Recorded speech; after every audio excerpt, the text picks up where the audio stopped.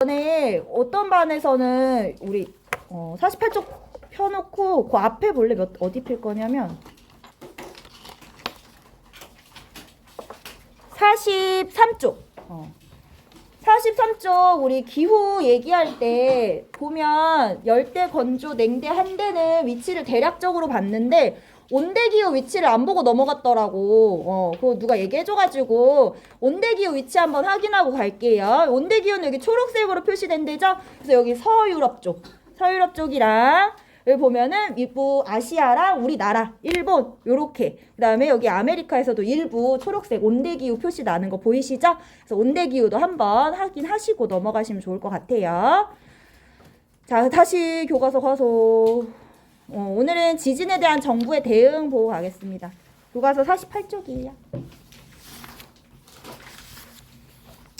자, 지진에 대한 정부 대응을 볼 건데, 지진에 대한 정부 대응을 보는 이유는 앞에서 지난 시간에 했었어. 우리 이제 자연재해에 대해서, 재해에 대해서 국가는 시민의 안전을 책임질 의무가 있는 거잖아. 그 의무가 있다는 얘기는 이런 지진에 대해서 또는 자연재해에 대해서 대응 체계를 갖추거나 예방책을 갖추고 있어야 된다. 이런 의미도 되겠죠? 그래서 정부가 지진에서 어떻게 대응하고 있는지 칠레랑 일본의 사례로 한번 알아볼게요. 자, 자연재해에 대비한 칠레의 국가관리체계 이렇게 나와 있어요. 자, 칠레는 역사에 기록될 정도로 초대형 지진을 수차례 겪으면서 밑줄 한번 그어볼까? 지진 대비 체계를 발전시켜왔다. 그래서 지진 대비 체계가 있대. 자, 지진 대비 체계 어떤 게 있냐 봤더니 재해 대비를 총괄하는 국가 비상사태관리국을 만들어서 이 재해 대비를 해서 계획하고 그리고 실시하고 이런 역할을 맡고 있다. 이렇게 나와 있어요. 또 9.0의 지진을 버틸 수 있도록 설계해야 된다라는 내진 설계 법률 규정까지 만들고 있다라는 거 보이시죠? 그래서 어떤 국가관리 비상사태관리국 부서도 만들고 법률도 규정하고 이렇게 하면서 자연재해에 대비하고 있는 칠레의 모습을 볼 수 있습니다. 자, 칠레가 위에서 보면 환태평양 조산대에 속한다 이런 얘기 있어요. 칠레가 어디에 있는 줄 알아? 여기 보면 우리 환태평양 조산대 이거 했잖아. 칠레가 여기 남아프리카 쪽에 있지. 남아프리카에서 보라색으로 이렇게 표시해놨잖아. 저쪽 끝에 이렇게 길게 있는 나라가 칠레거든. 그래서 칠레는 지금 환태평양 조산대에 속해 있어서 지진이 활발하게 일어나는 나라예요. 그래서 일본은 또 어떤 게 있느냐? 이 자동 지진 속보 체계 이렇게 해가지고 피파 관측이 되면 몇 초 후에 정보가 발표가 돼서 시민에게 전송해서 대피할 수 있도록 하고 있다라는 거 보여주고 있어요. 또 다른 반 남자애들은 참 기상천외하지. 얘들아 피파 알아? 그랬더니 피파 알죠? 축구 경기요. 그랬더니 피파 에스파 있잖아. 에스파요? 이래. 뭐 이러고 있어. 그거 아니고 얘기해줬어. 그래서 이렇게 시민에게 전송해서 빠르게 시민들이 대피할 수 있는 이런 체계를 갖췄다. 이렇게 나와 있어요. 자, 한번 이거 써볼 건데 자료 1, 2를 읽고 자연재해 예방을 위해 국가가 마련해야 할 대책에 대해 토의해보자. 이렇게 돼 있잖아요.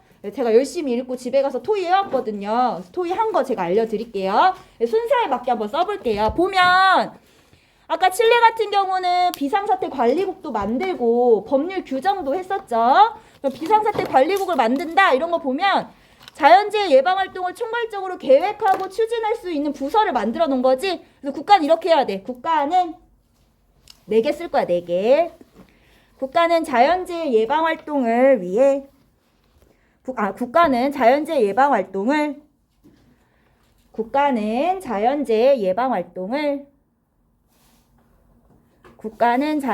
예방활동을 총괄적으로 계획하고 추진한다.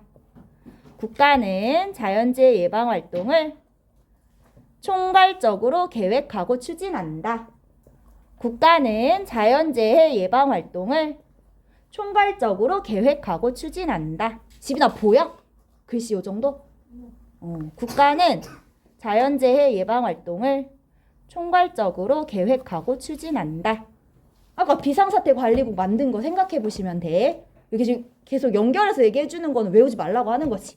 사례 읽어보고 그럼 국가가 이런 비상사태 관리국 만들어서 계획도 만들고 추진도 하겠구나. 이렇게 하는 거지. 막 달달달 글씨 외우라는 얘기 아니야. 자, 그 다음에 아까 내진 설계 법률 규정 만들었지. 그러면 국가는 또 뭐를 해야 돼? 자연재해 예방을 위한 법령과 제도를 만드는 게 이제 국가의 대책이겠죠. 자연재해 예방을 위한 법령과 제도를 만든다. 자연재해 예방을 위한 법령과 제도를 만든다. 자연재해 예방을 위한 법령과 제도를 만든다.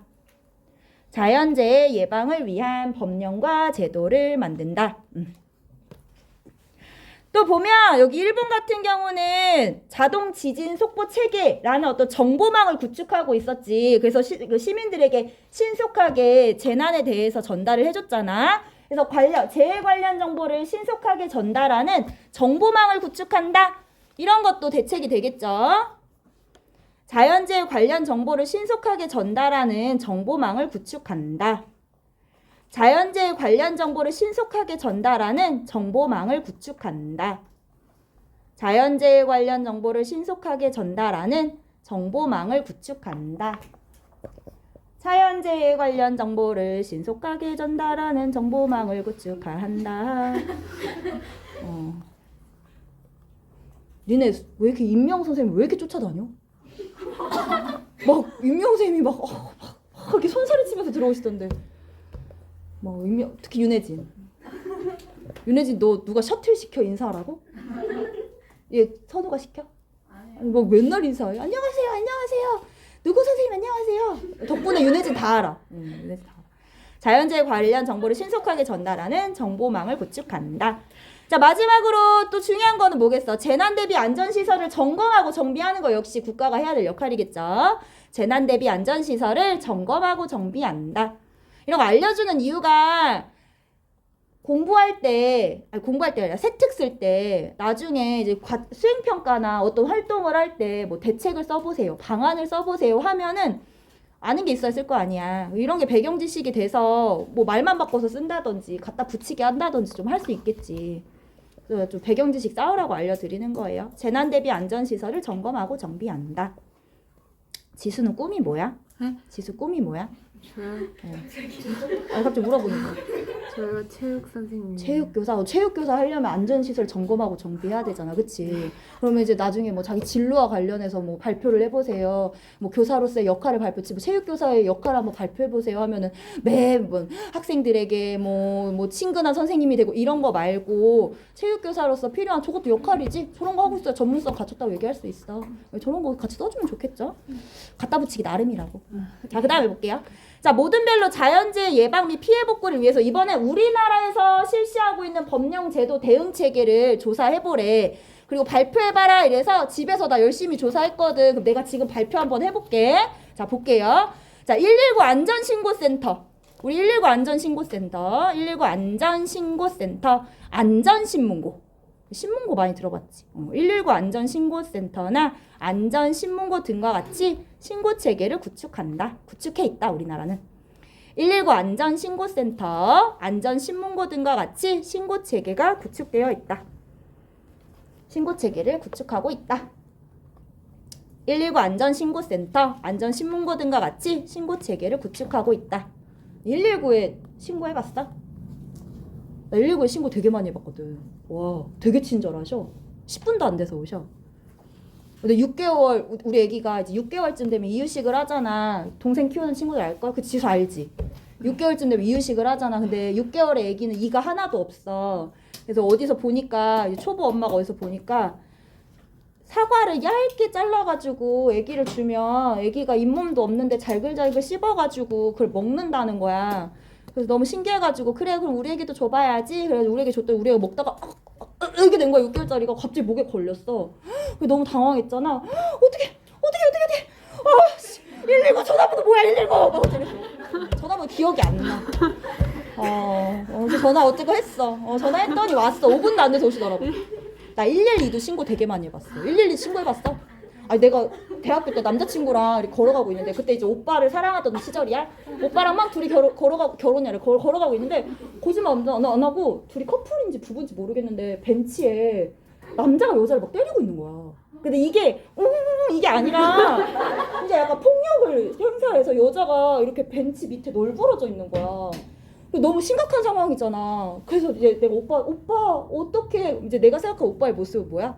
내가 해결해 볼게. 이거지. 근데 오빠가 빨리 112에 신고해 이러더라고. 그래서 얼른 신고했더니 또 경찰 오시더라고.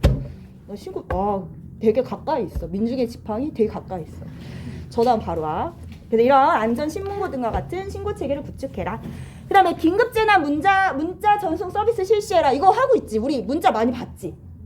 갑자기 호우 들이닥치면 뭐 하상도로 침수됐다고 들어가지 마세요 이런 문자 오잖아. 그래서 긴급재난 문자 전송 서비스를 실시한다.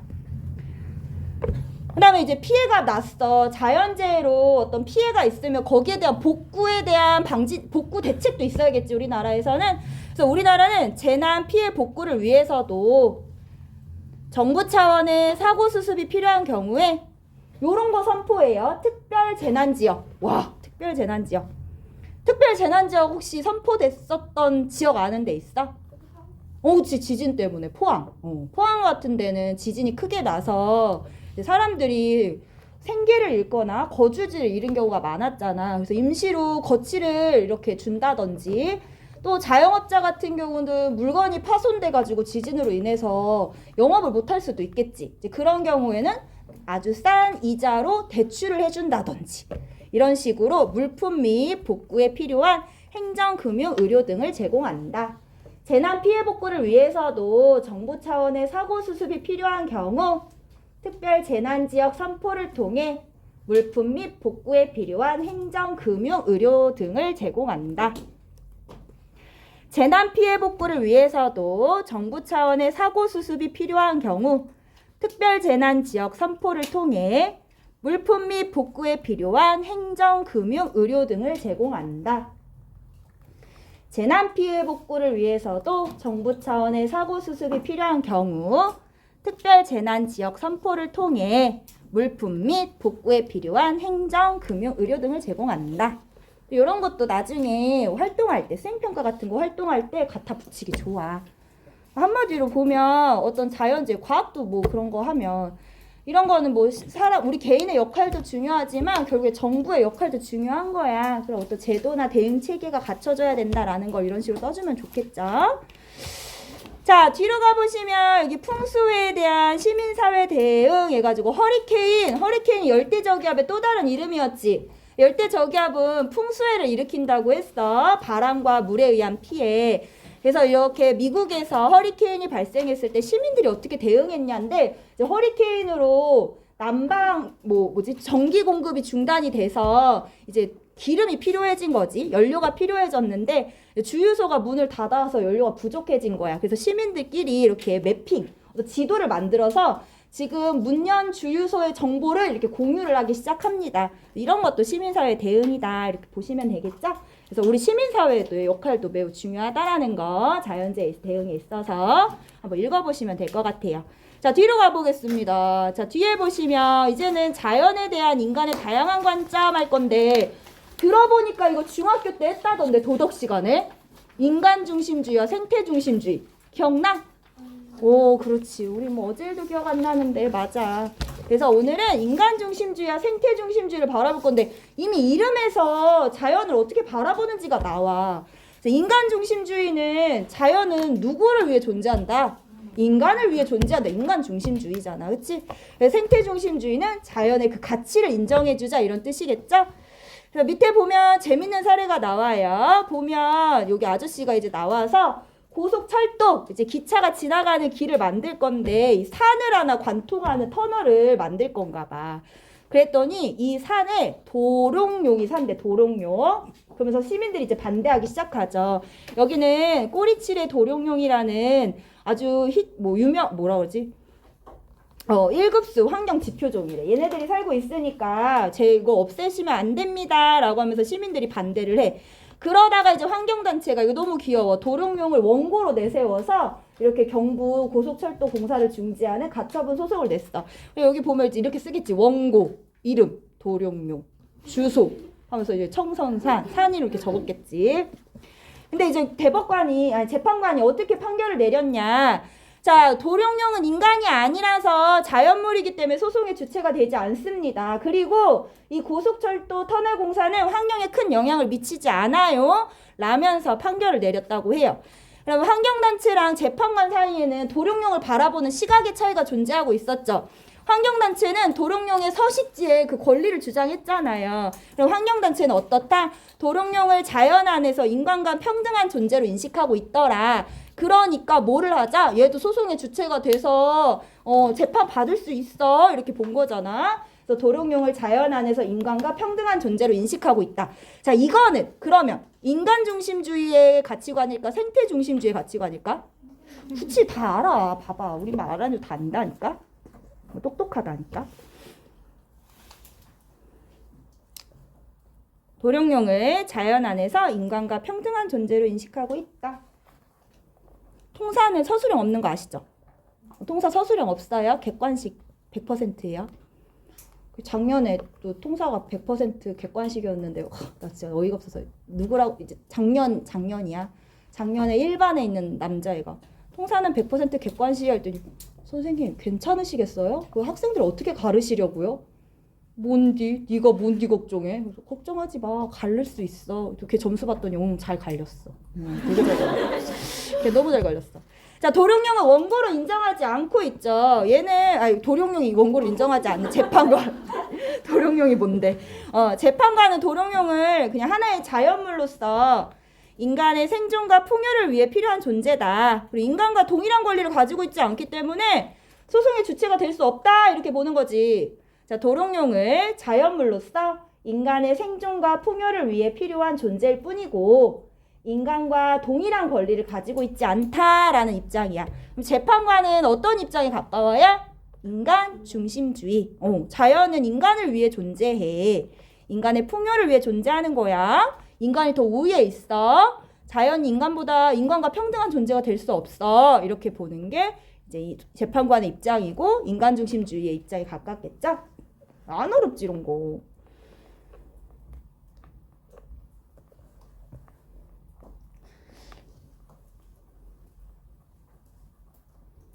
아유, 지도 필기를 참 열심히 하네.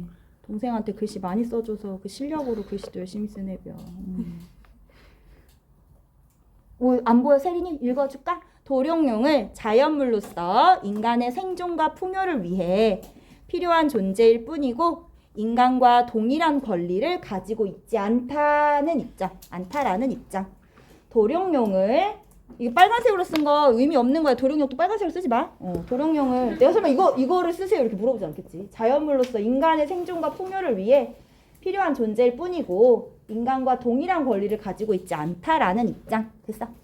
자, 이거 요거를 이제 바탕으로 오른쪽에 본격적으로 인간 중심주의, 생태 중심주의 알아볼게. 여기 되게 재밌는 거 있어. 보면 1학년 1반 애들이 자기가 쓸 말들이 있다더니 자기 번호를 막 남기면서 광고해달래. 박우현 씨 혹시 아세요? 자, 1학년 1반에 박우현 있어요? 관심 있는 분 저장하세요. 010-894-5734. 자, 문제모 있어요. 문제모장. 자, 조민상이라고 있어. 조민상 존잘. 존잘이에요. 존잘 생긴 사람 원하시면 저장하세요. 010-3484-7057. 조용비 빠지면 안 되죠. 010-7549-5904. 자, 이 중에 마음에 드는 분 있으면 번호 저장할 시간 드릴게요. 뭐라고? 아니, 이게 왜 시작된 거냐면 8반 애들이 지난주에 내가 그 연두색 가디건을 입었어. 그리고 이제 수업 끝나고 이렇게 얘기하고 있는데 갑자기 누구지? 서영이, 저쪽 반 서영이가 선생님 오늘 가디건이 너무 예뻐요. 꼭 쌈무 색깔 같아요. 그래서 쌈무 뭐? 내가 그 쌈무 맞아 먹는 그 겨자 쌈무? 그랬더니 그거 맞대. 예쁘대. 그래서 이게 욕이야 칭찬이야? 무슨 칭찬이에요 이러는 거야. 그리고 나서 일반 수업에 갔어. 그랬더니 일반 애들이 쌤 이게 뭐예요? 이렇게 물어봐. 그랬더니 이거 그래서 써줬어. 그랬더니 저희도 쓸래요. 그랬더니 그래 그럼 나도 너희도 써봐. 그래서 나는 내 칭찬을 써줄 줄 알았더니 지들 전화번호를 좀 시작한 거야. 문제모 알아? 문제모? 문제모 짱.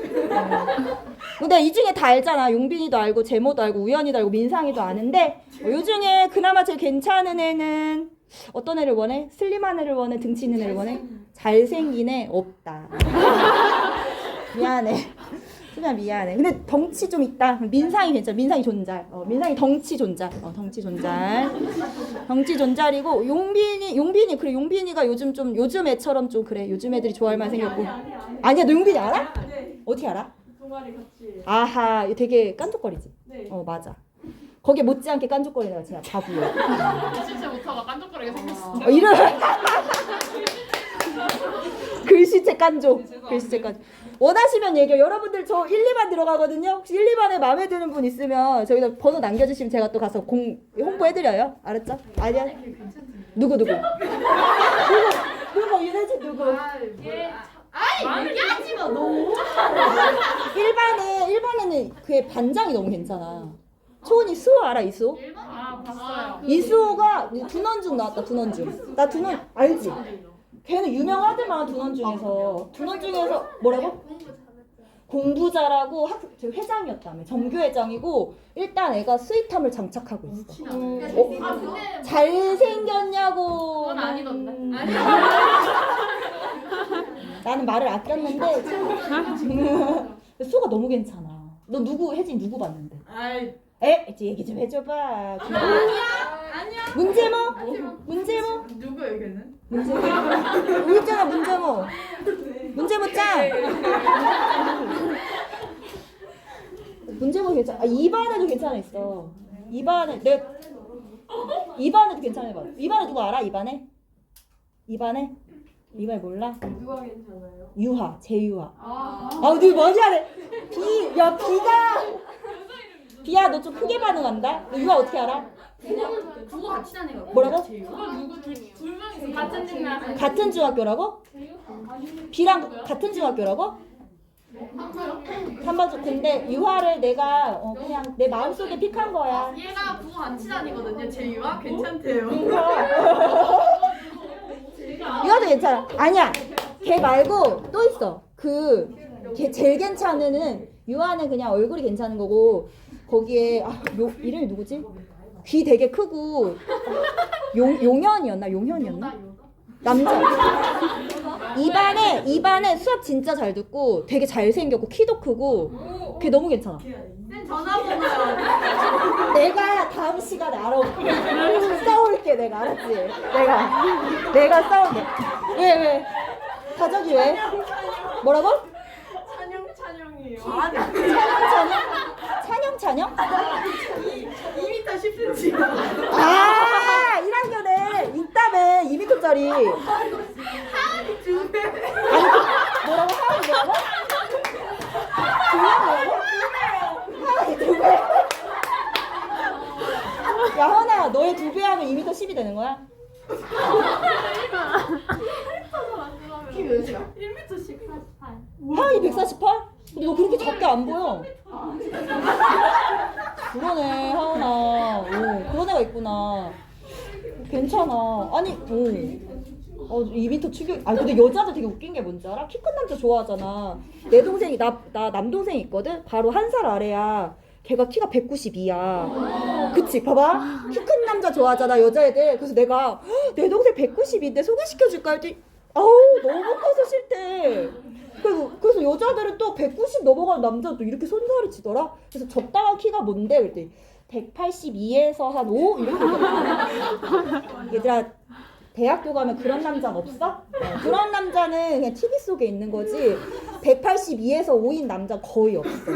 나도 기대를 하고 갔는데 내 주변 친구들 남자친구들 다 남자인 친구들 165? 많이 크면 170? 뭐 이래. 진짜야. 뭐? 누구? 사정하시네. 그래 니네 다 눈이 그렇잖아 지금 봐봐. 아니야. 화장실 아니야? 윤태. 윤태. 진로쌤? 네. 유부래. 진로쌤. 저 한만쌤 좋아해요. 한만쌤. 황현민쌤. 황현민쌤 너무 좋아. 쌤도. 황현민 선생님 걔 닮았어. 이장우 알아 이장우? 이장우 닮았어. 그리고 황현민 쌤 옛날에 이전학교 관저고등학교인데 거기서 별명이 뭔지 알아? 공유. 어디 알아? 공유야. 그래서 공유 이렇게 가. 그러면 되게 좋아하실 거야. 도깨비 공유 닮으셨어. 말도 안 돼 그치? 이게 뭔 일이야? 또 다른 공유. 억울한 공유.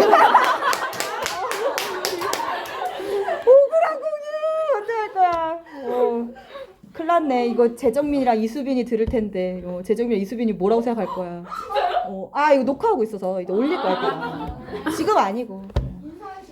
정민아. 야, 이수빈 서운해. 이수빈도 한번 해줘. 그래, 잘 있을 거야.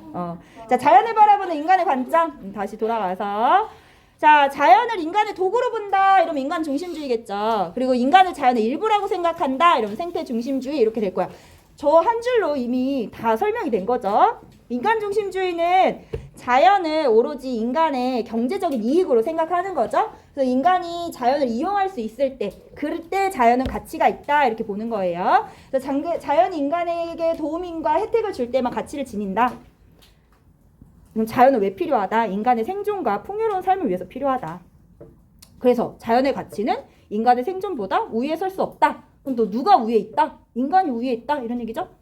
자연 그 자체가 가지고 있는 본래적 가치를 인정하지 않고 본래적 가치는 그냥 이 자체, 그 자체가 가지고 있는 이 가치를 얘기하는 거야. 이거 잘못 봤네.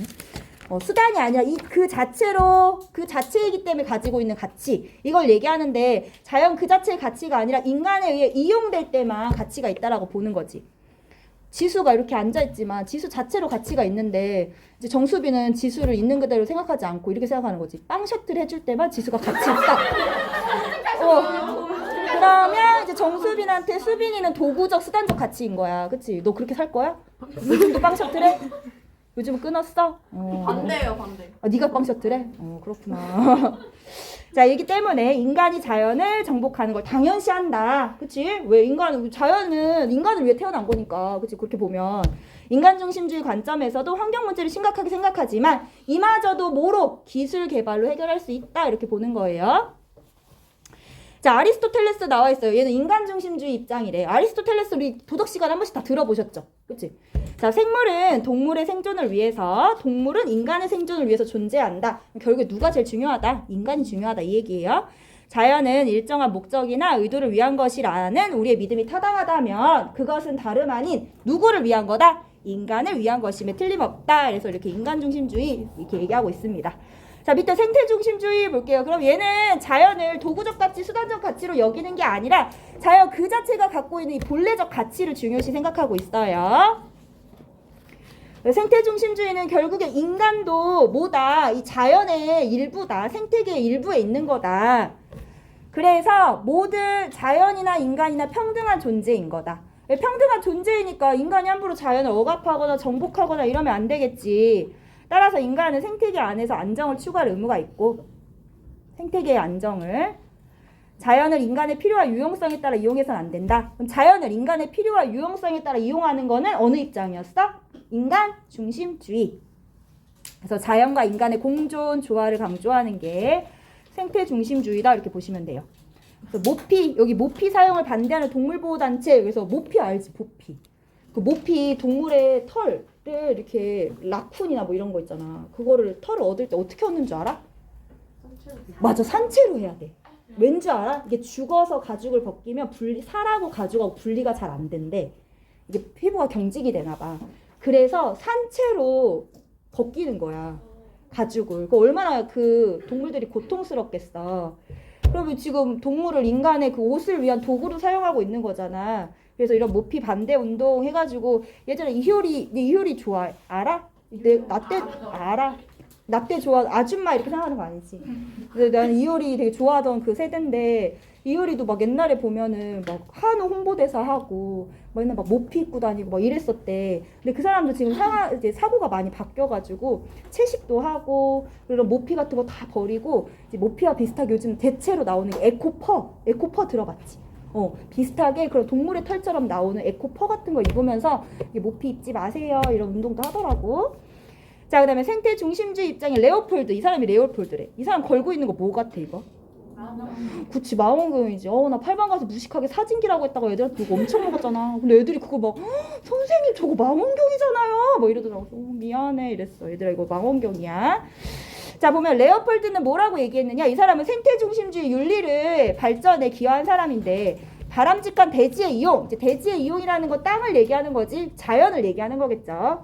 오직 경제적 문제로만 생각하지 마라. 그러니까 인간의 이익, 경제적 이익, 필요 이런 걸로만 생각하지 말래. 자, 윤리적, 심미적으로 무엇이 도덕적으로 옳은지 관점에서 검토하라. 그러니까 대지의 이용을 도덕적인 관점에서 검토하라는 얘기야. 생명 공동체의 통합성, 안정성, 그리고 아름다움의 보존을 이바지한다면 그냥 그것은 옳다. 그렇지 않으면 그르다라고 하면서 이런 자연의 이용을 경제적 이익으로만 생각하지 말고 도덕적인 판단의 기준으로 생각하라는 생태 중심주의 입장이에요. 한번 써볼게. 자, 레오폴드의 대지윤리는 이 레오폴드가 얘기한 게 대지윤리야. 대지윤리.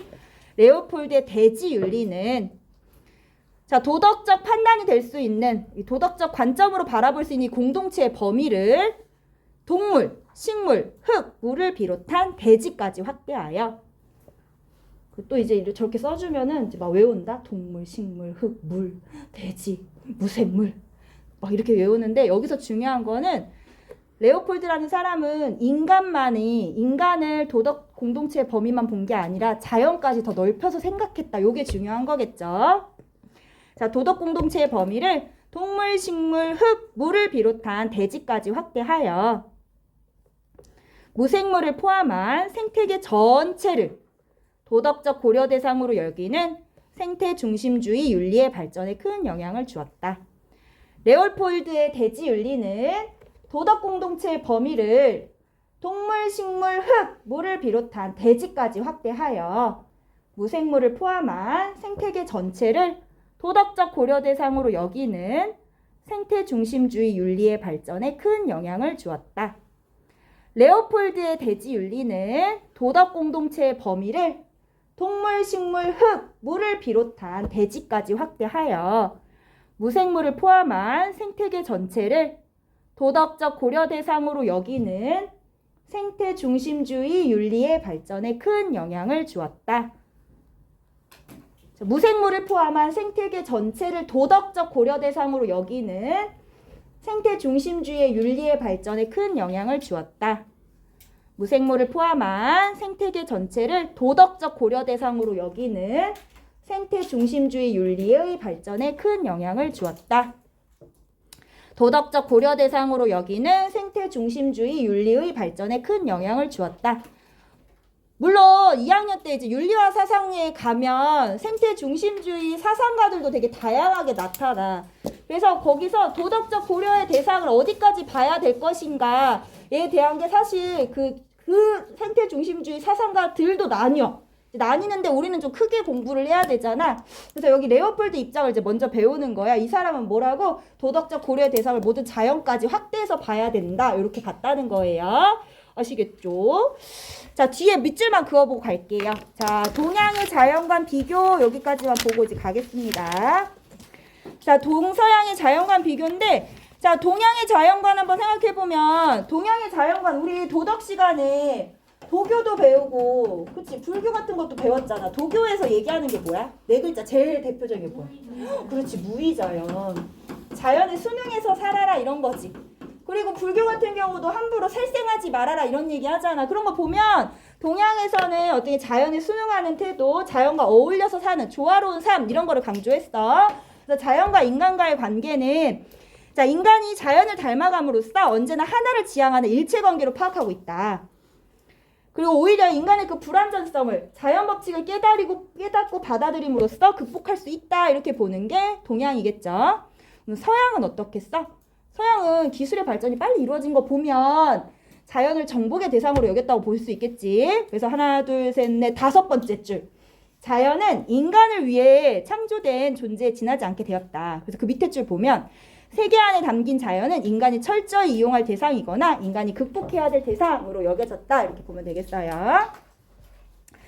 자, 여기 케이블카를 한번 읽어보시고 다음 시간에 여기 인간과 자연의 바람직한 관계 할 건데 요거는 한 15분이면 할 내용이야. 왜 앞에서 배운 인간 중심주의랑 생태 중심주의가 시대에 따라서 어떻게 변화했느냐 요거거든. 요거 하고 남은 시간 자습 드리면 되겠죠. 그렇게 할게요.